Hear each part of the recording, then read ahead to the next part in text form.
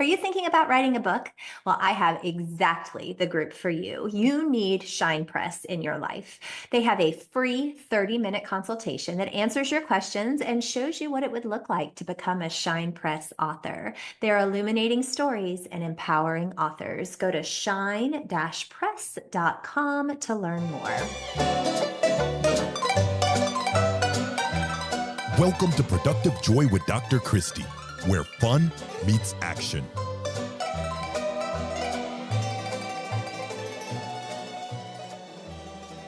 Hi, friends. Welcome to Productive Joy. Today is another fabulous day to have a fabulous day. And we are getting ready to make a new friend in my new friend, Leonard. But before we get into all of that, if you are not following this podcast yet, please do. It makes such a difference because then you'll find out all of the great things that are happening and all of the great guests that are coming. And today is certainly no exception. We have with us Leonard Scheiner. Leonard is a pretty cool dude. He is a 7-figure law firm marketer who also happens to be a dog dad to Klaus, who's a fluffy Pomeranian.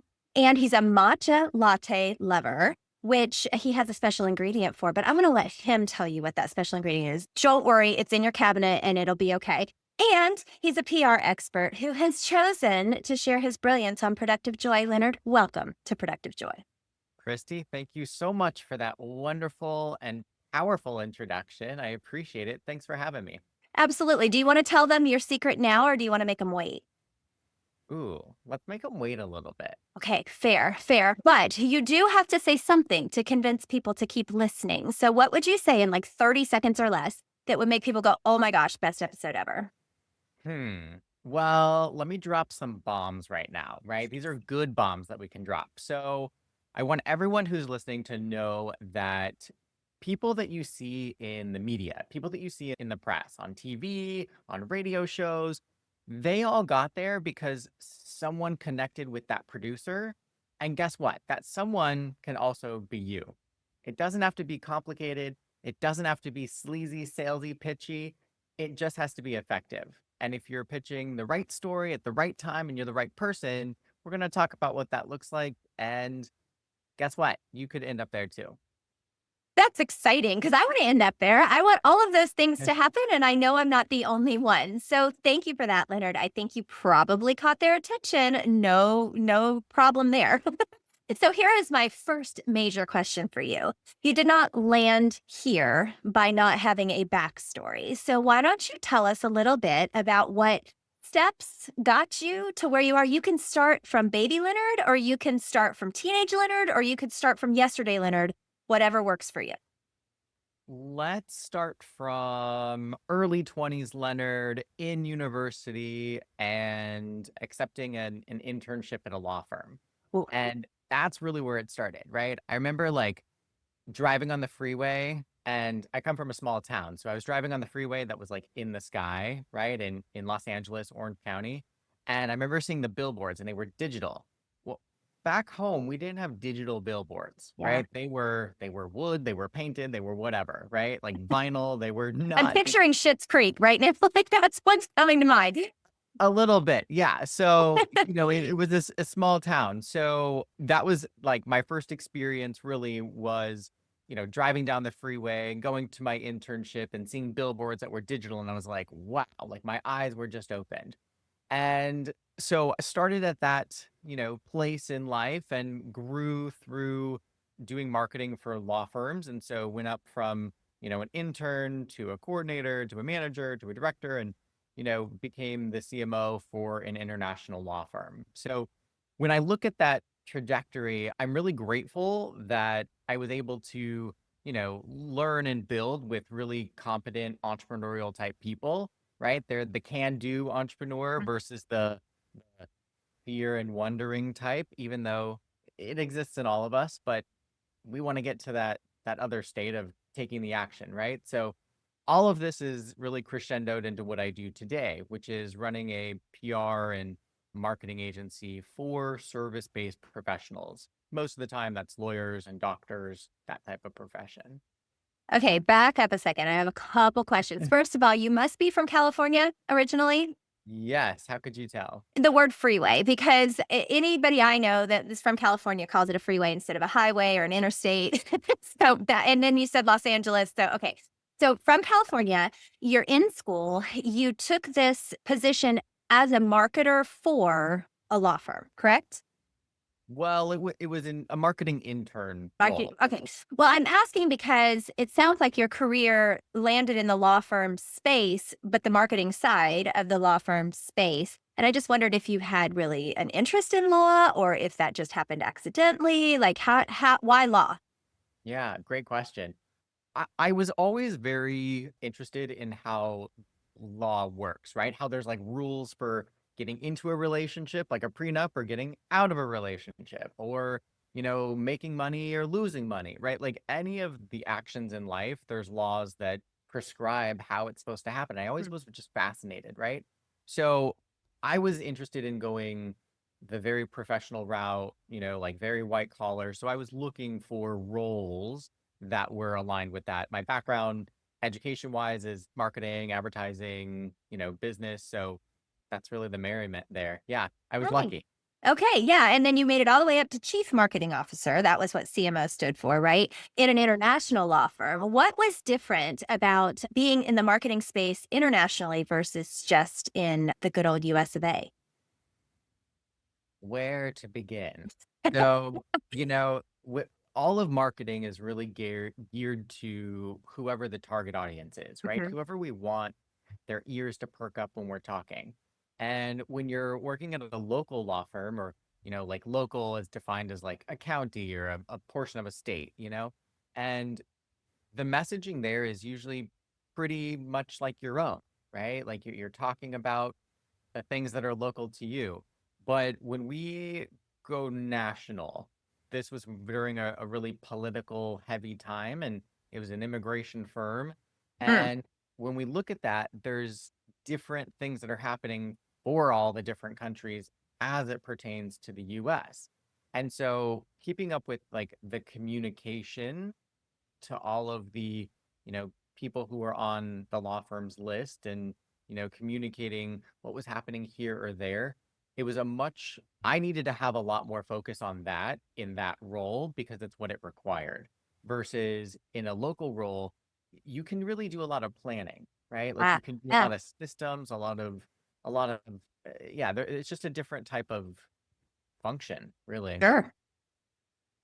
Interesting. Okay, so, well, what's your favorite? Like, do you enjoy the local where you can predict and there are systems based situation, or that national piece where you're trying to figure it all out? I'm asking because our listeners are from all over the place and they held all different positions, but every single one of us is marketing ourselves every single day, and we have to bring our brand with us. And so, whether our brand is local, national, or international, I'm trying to get to the root of first of all, what's your favorite, but then also what we Yeah. should be doing.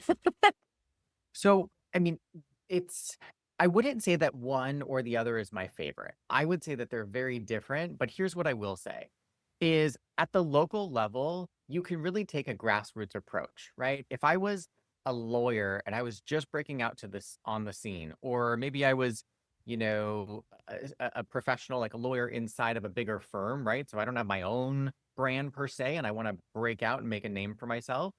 What that really looks like is going to events and networking, hosting your own events, right?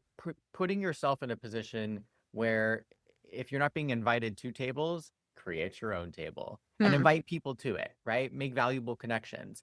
And also putting out your opinions, right? Like writing for a certain publication, or being able to do a lecture at a local university, right? Like these are things that might seem low level, right? Like I'm a lawyer or I'm a doctor. Why would I want to go speak at a university?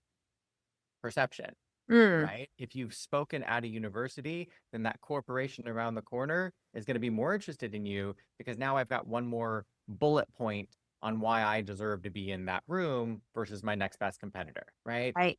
And we can do that, right? It probably takes a marketing assistant, Woohoo. and then, or a marketing intern, and then you lay out the tasks, and then great, let's just roll all these balls forward, right? That's the local approach. When you get to national, or international, it's much more of a focus on how do we serve these people at a really efficient level, and how do we build brand, meaning personal brand, brand for the firm? How do we build that on a level that's respected nationally or internationally, right? We're probably going for a higher level of client too, right? Maybe it's a multi-state company, or it's a higher profile person. So, it's a little when I look at the international side of it, we have to be much more disciplined in the communication strategy of it, because we're dealing with so many different sub markets. Mhm. It's also a lot more of we're talking to more people, so there is more planning, there's more digestion involved. Yeah. Guess what? I wrote a course, and it's called Women Who Lead, and you can find it at www.aimwithus.com. And all you have to do is click on courses, and you and I can spend some really quality time together learning how to make every interaction safe, logical, fun, and memorable. And guess what, guys? It would work for you too. I hope to see you there. I can tell you love your job, just in the way that you choose to talk about it. What do you love about it? What is it that lights you up? What makes you shine, Mr. Scheiner? Great question. I love taking someone who is like a diamond in the rough and polishing them, polishing them, polishing them until like they just look like a rock star, Yeah. Like, and I have clients like that, right? This is the work that I do. And I'm thinking of one specific client now, and she came in, her online presence was kind of a mess. Her website was in Wix. I'm gonna knock it, sorry. I feel like that was like 10 years ago, an idea, right? Like that's okay. Yeah, it was a bit, out of date, and it wasn't really refined at all, right? What she was doing, her messaging, all these different practice areas, right? Because in law, you have different practice areas. And through working with us to handle her visibility, right? So her online presence, which, in Geek House, we talk about the three pillars: the brand, market, grow method. The BMG method, brand, market, grow, is the way that you build a expert-based professional service brand, Yeah. right? I've worked with hundreds of attorneys, and this is the way. This is the pattern that it all follows. And so we put her through that method and got her looking well, developed her assets, got her in media, and now she is a PBS featured attorney. She has consulted on Amazon Prime documentaries, right? So when we're looking at her success today, she's packaged oh so well. Yeah. And if I look through the lens backwards 2 or so years ago, it did not look anything like that. And that's really what's rewarding, right? Because now she can walk into a room. She could come up to you or I, and guess what? We don't know who she is, right? We're going to Google her. And now she looks like a rock star, Yeah. right? She's going to convert the client if that's the right client for her. And there's not going to be any question about it, because we've established her as an authority, as a credible resource, really as your friendly, trusted advisor. Well, and I think that's the point that I thought you might get to is, well, first of all, if you're thinking about who's listening right now, these are leaders who are trying to be strategic about how they approach things, and they're looking for a little more productive joy in their lives. And what you do is you create that persona that people want to have. Like, it doesn't matter how great a surgeon you are. If nobody knows that you're a great surgeon, then are you really a great surgeon? It's like if a tree falls in the woods, right? Like, so you've got to figure out a way to present the best version of you, the real version of you, but the polished real version of you, so that people get excited when they see your name, and you get to do that. So I would call that productive joy, but I want to know what you would call productive joy. So if you had to describe productive joy to me, well, how would you describe it? Productive joy is being in your zone of genius. Mm, Productive joy is being in a state of being, having an attitude of gratitude, but also getting it done, right? We want to move things forward. And there's kind of like a mantra that I live by, which is opt for happiness. Oh, And And that's really at the core of productive joy, right? I think, Christy, you've got a good platform there to inspire people to actually go forward and be motivated to take the next step, but have fun doing it, right? Yeah. There's a lot of things that say, like, if you're making decisions and they don't feel right, call it out. There's a reason why we have our gut. Yeah, yeah. Well, and people quit things that aren't fun, right? So if we're not making what we're doing fun, people will quit. And whether they put on you completely, walk away, or they quiet quit, one way or another, it's going to shut people down. You just said so many things, and this is where my job is so much fun. So I have been recording my guests, right, my future guests, and in the last 2 weeks of airing, right, that will air before ours on today, May 1st. Zone of genius has been mentioned specifically. Attitude of gratitude has been mentioned specifically, and figuring out how to bring those things together as well. But what's fun is, 130 or so episodes in, I haven't gotten exactly the same definition of productive joy, but there are elements that are now starting to pop up over and over. And so you just beautifully tied a bow on like the last four people who spoke before you. And what I love about that is that we all have a common overall understanding that this is something that, one, you choose, two, you need, and three, will give you something in return, right? To produce something means you have a product at the end. Here it is. So you found productive joy in what you do. And I am super impressed that you get to bring it to others. That's awesome. Thank you. That Yeah. is great.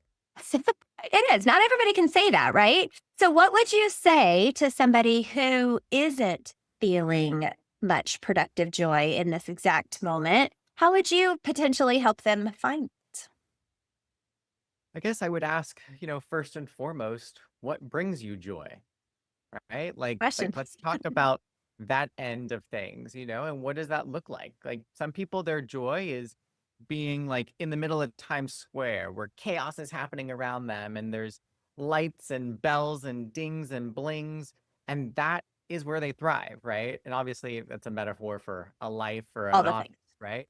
But there's other people who would prefer to go to a cabin in a forest with no one around you for 20 miles, right? And so those are both joy, but those are both very different types. Yeah. So I even deal with that with some clients, right? Like some attorneys want to be very much so out there and like in it. And then other ones are like, no, I just want clients. Like I Yeah. don't want to be the face of it, right? So there's a solution for everyone, but finding your solution is probably where I would start with that, right? Like, what does joy look like? And then how can we work backwards to create something better that you can do today to get you closer to that?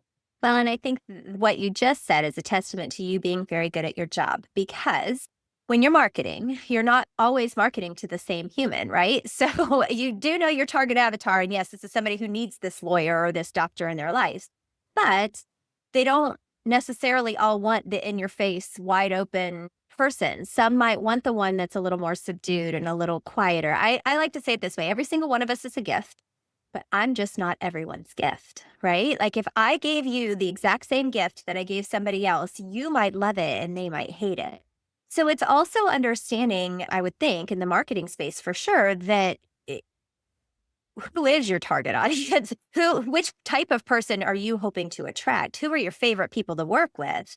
And then let's make sure that we get those people hooked by what we say, right? Yeah, we want to meet the people where they are.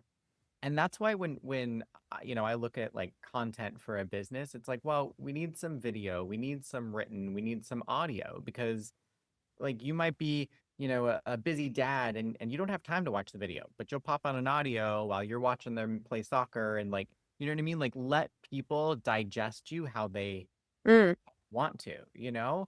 And so we're meeting them where they're at, but we also have to know like, if we're like a super bright and sunshiny personality, and then we're going into like Fortune 500 boardrooms, that doesn't yeah. Yeah. right? That's like oil Because and they're water. very serious. Right. And so we can still, to your point, right? Like we're all unique. We can still have our unique side of our personality, but we need to read, we got to fit that to where we're Right. going. And marketing is just that, right? We're fitting it to who's reading our messages. That's awesome. That's awesome. Well, and again, you're very clearly good at your job because even in just this conversation, I can feel the shift. I can feel okay, if you're talking about this person or this person over here, and that's a talent. That is absolutely a talent. Did you always know that marketing was your jam?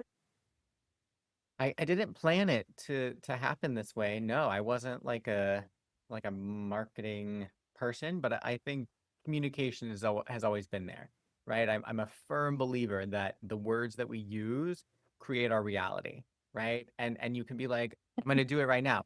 I gotta go do the laundry. I have to do the laundry. Or we can shift that. And we could be like, you know what? Today's a good day to have a good day, right, Yeah, Christy? And exactly. so I get to go do laundry. I get to clean my clothes. I get to have nice clothes where I just got to pop it in. And then guess what? I can do whatever I want.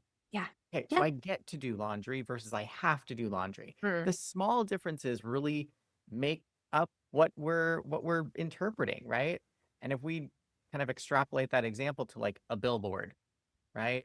Or a headline on a news article, the words that we use matter. Yeah. And so those slight differences in the vocabulary affect the energy, and it's Sure. not woo-woo, it's just true. It's not woo woo. It's just true. I like that. Well, have you ever taken the Clifton Strengths Finder test? I have not. So Oh, I was fascinated by it because it's a super extensive one, and I am woo apparently. So that there are like I don't know 40 different things you can be, and your top 5 are kind of where you live, and it tells you all the things. I mean, it's amazing how the algorithms work, and I don't understand it. I just enjoy learning it. But I am woo, and I got a little upset when I saw that. I was like, I don't know that I want to be woo, and then I found out that woo was winning others over. WOO. Woo. mm. And so you said woo woo, and I knew what you meant, but I'm going to translate that into being a little more woo, right? Winning others over. Isn't that all of marketing, right? Is getting people to want what you have or think more about what you're doing so that they can fit it into their world. That's pretty cool. Sorry, random aside. Yeah, no, I love it. And woo, it's talking about energy, right? Yeah. And that is Yeah. really when we're being sold or marketed or persuaded or advertised to, it is a persuasion, right? We Yeah. want your attention, we want your education of what we're selling and all that great stuff. So I look at marketing as and marketing and sales kind of together, right? Sure. I look at that as an opportunity to serve, right? Like it's not really sales, it's serve because like a polar bear doesn't need ice, right? But on a hot beach in Mexico, you want that ice, Yeah. right? So it's really about finding your hot beach in Mexico if you're an ice person, right? If you're an ice dealer, you're gonna find your Mexico beach. Don't go to Yeah. polar bears. No. So No, because that's just commonplace for them. I love it. And I could talk to you all day, but I know that people have other things to do. I can't imagine why they would want to do something other than spend time with you and me, but the reality says that they probably want to. So I have some rapid fire questions for you. Are you ready? let's go. Okay. First question. What is your definition of fun? Fun. My definition of fun is enjoying the time that you are spending in this life that we have. Can you give an example? I want to know what that looks like for you. Fun can look like walking a little fluffy Pomeranian around. It can look like attending a botanical garden. It can look like a nice dinner out with lovely people and lovely, great food. It can look like, you know what? It can even look like driving down the freeway and just going with the flow, right? I Sometimes like that's that. happiness. Yeah, good song on the radio. I think that's perfect. Okay, great answer. Next question. How do you know that you are showing up as your authentic self? That is a daily challenge, I think, for every human who walks this planet. Mm-hmm. Because we get up and immediately what do we do in the morning, Christy? What do you do, right? We go and we brush our hair to look better, right? Your hair is fabulous, by the way. Can we just go with that? It is fantastic. I think this goes for both of us. Whoops. Your style is just so Thank. well I did just have it done today, so I have to give a shout out to Jessie Morton. She does a beautiful job. Go, Jesse. So I would say that, we're in the bathroom, we're putting our hair together. Some of us put makeup on, some of us put fancy clothes on. Like we are already, as soon as we wake up, s- like trained to start being this person that we've created, Oh, right? yeah. And so I think it's a daily task for us to stay in who we are. And it's not like we have to bat 10 out of 10 every day, Mm, but I think if we can make a conscious effort to say what we feel, right? We're human. We're allowed to have feelings and we're allowed to have opinions. yeah. And so we got to voice that and I find love that. where it's respected. Yeah. That's perfect. Great answer. Okay. How do you channel your best self on your worst days? Hmm. So when you're having a worse day, I tell myself that this is temporary. Mm, And that like what is the significance of this thing, right? Like maybe you got fired by a client, maybe things aren't going right in this one project, maybe maybe it's something personal, right? And it can really take our focus off of what we're doing. But the days pass. yeah. And what you felt 2 days ago is probably not where you're going to feel today, right? Just think about that, right? Like the last time you had something happen, you can move quickly. Yeah. So that's what I would say. It's a good answer. We have made it through 100% of our bad days. If we're around to say that statement, then that is indeed true. So I love it. All right, this is going to be tough, Leonard, because you have said some really brilliant things, and I appreciate your candor, but then also your ability to weave. You weaved some things quite nicely today. So here's my question. If people could only remember one major thing that you said today, it could be absolutely anything. What would your number one thing be? I would have to say that your daily steps will amount to more if you take your daily steps than what you could ever think that you could plan on doing the Mm, next year or two, right? What do I mean by that? I'm saying that your a fence is built one post at a time, right? A brick wall is built one brick at a time. And if we take the consistent steps forward, we're going to look back after 100 steps and say, wow, look at what we've created. But if we're looking forward and it's like we're overwhelmed by all the things that we have to do, stay in the step that you're in. Focus on mm. that one brick today and the one brick tomorrow and the one brick the next day. And by the time you know it, you're going to be further along than you ever thought you could be. I love that. So, Leonard, how would somebody find you if they wanted to have you help them build their marketing empire? How would they find you? Well, I'll give two locations. So our agency website is gogeekhouse.com. That's go geek geek, and then house we spell a little different. Haus. So gogeekhaus.com, gogeekhouse.com. And then I'll also offer that anyone who's watching, I'll gift you a free ticket to one of our upcoming workshops. So, semi regularly, I host a workshop called the Podcast Guest Intensive. And that's really designed to take an expert, take a thought leader in the rough, and show them that it's possible to book podcast guest appearances just like this. I book over 100 invites every single year. And I have to share that knowledge, right? I know that this is an impactful thing for people because it gets them into the mode of seeing themselves in the spotlight. Hmm? And if you're like me, I was behind the curtain for a long time. I'm the producer. I'm the this. It wasn't until I realized that I can do that, but I can also be in the spotlight, right? I can also be the main character. And so this really is the walking or the crawling before the walking. So I teach you how to get on podcasts. We go magnetic media bio. What does that look like? Some pitching templates where you can find shows. And that's really the precursor to getting in the media, in the press, on Forbes, ABC, CBS. So take the first step and you can register at podcastguestintensive.com. And you're welcome to bring a friend too. They can register as well. Podcastguestintensive.com. That's awesome. I'm so excited. Yes, you were going to get a few. I have a feeling. Probably the most important question I have for you. what is your secret ingredient to your matcha? Oh, we have to tell that. I know, right? Wait, You better round leave to them the hanging. end. I love it. I love it. So I use a great matcha powder, right? That's a fun thing to find and kind of play what's great. But vanilla extract is the secret ingredient. Liquid vanilla extract. How In your much? latte, enough. I don't know. Probably an ounce, we'll say. Okay. Ounce, I feel like an ounce is a lot. A couple drops? ounce is a lot. Yeah. I put a healthy amount in there. Like a dash? Would we call it a dash? A dash, a splash. Do it to taste. Okay. Yeah. I'm not the recipe following kind of guy, but yeah.